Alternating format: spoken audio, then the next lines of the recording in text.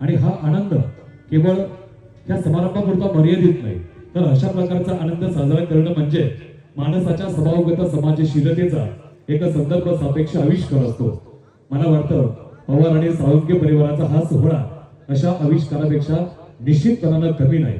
आलेल्या आपल्या सर्वांचं या दोन्ही परिवाराच्या पारिवारिक समारंभाच्या निमित्तानं आम्ही मनपूर्वक आणि सहर्ष स्वागत करीत आहोत. असं म्हटलं जातं प्रत्येक व्यक्तीच्या आयुष्यामध्ये 16 संस्कार हे झालेच पाहिजे. प्रत्येक संस्काराने या आपल्या आयुष्याला समृद्धी लाभत असते आणि त्यातीलच 15वा आणि अतिशय महत्त्वाचा जर कोणता संस्कार असेल तर तो आहे विवाह संस्कार.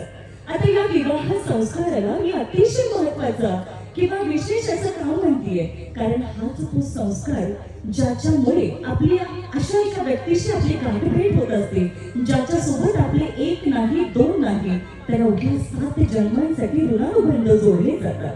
आज चिरंजीव सुशांत, चिरंजीवी सौभाग्य सगळी श्रुती यांच्याही आयुष्यातील अतिशय महत्त्वाचा असा विवाह संस्कार आपल्या सर्व पाहुणे मंडळींच्या साक्षीने या ठिकाणी संपन्न होतोय, याचा विशेष आनंद दोन्ही परिवाराला आहे.